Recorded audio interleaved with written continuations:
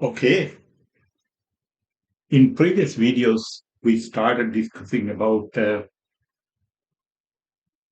Azure network routing, and we already discussed a few things already. One is system routes, and the second one is optional default routes. So we discussed that system routes being created when you're creating resources in Azure.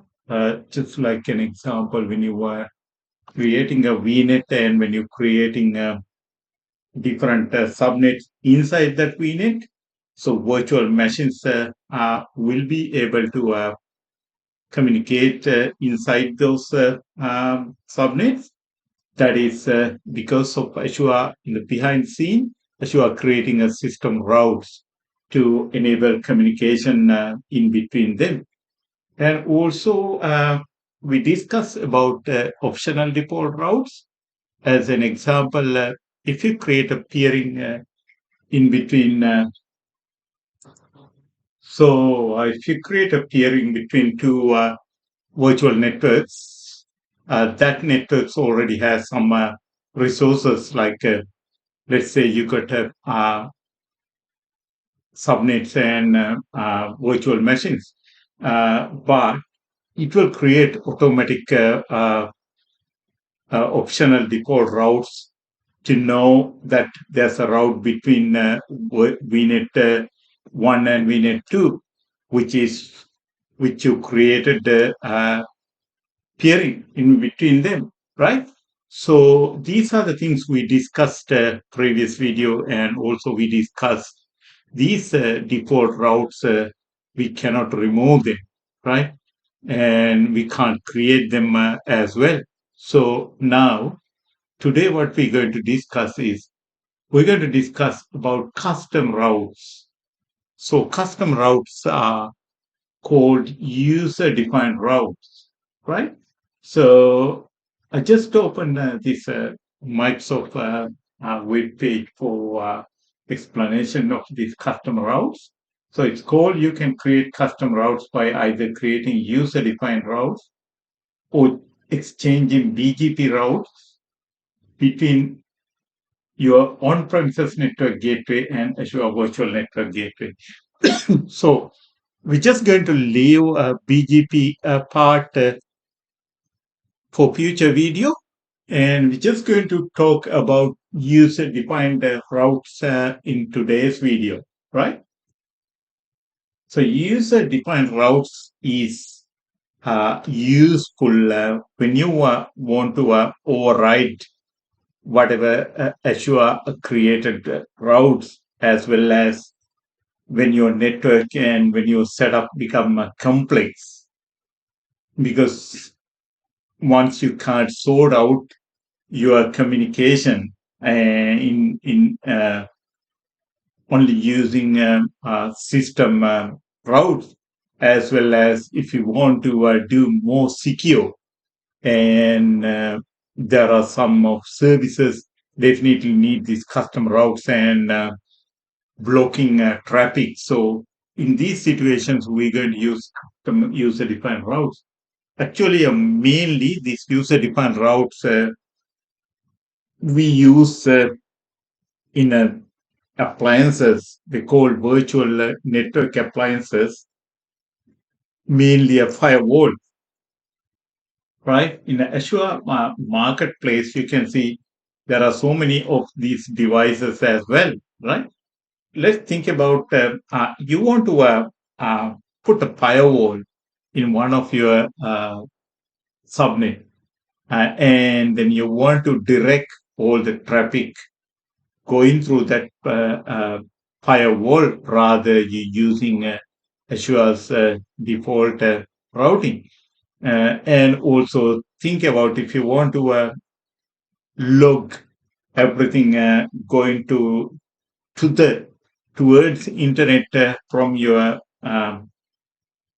setup. So that time we probably going to use um, virtual network appliance. And when you're using this virtual network appliance, we direct traffic into that virtual network appliance by using routing tables. So you just need to create these routing tables, and then you have to enter these routing entries, and then you have to link these routing table into the subnet, which is you want to apply these rules, right? So if I go into further down in this Microsoft, uh, I could see some of the diagram which will explain a lot of these routing things in what we can do, right? So I just copied this diagram into my drawing program, and for the practice of this video, user-defined routes, we're just going to create the setup in our Azure portal.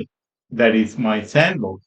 And you can see this diagram, HTTPS, this learnmicrosoft.com as virtual network UDRO view.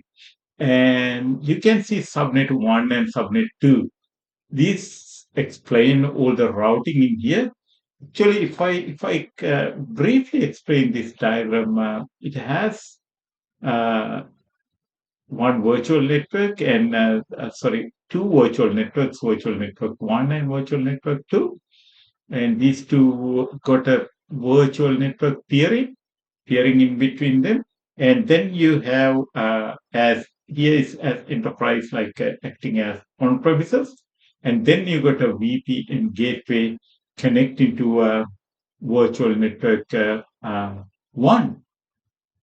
And inside this virtual network, you got about three different subnets. In the middle, you got a virtual appliance that is a Linux machine, which is IP forwarding enabled. So we can direct some of the traffic going through that virtual appliance. And then you have a subnet one, which has a virtual machines and a lot of user-defined routes in there. Some of the restrictions you have done to the traffic, as well as you got a service endpoint in there with the storage account, Azure. And then you can see uh, in the bottom, you got a subnet 2. Subnet 2 doesn't have that many user-defined routes, so it can go to network peering and other stuff. This is the one subnet 1 is just like a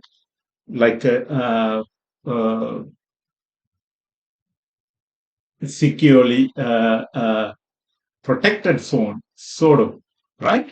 So we're going to implement all these user-defined routes in subnet one and the other routing. So we haven't discussed anything about a VPN gateway or storage accounts yet. So VPN gateway, but we're going to create a VPN gateway and a local gateway.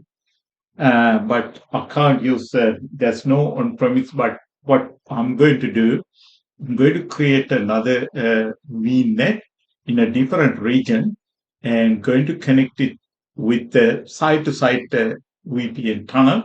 So we can act that one as a VPN gateway. So I think this is what we're going to do in next video. Going to create all these resources and going to implement these user-defined routes. Uh, that's it, I think. I think this is for today's video. We're going to see you from next video. Until then, thank you very much.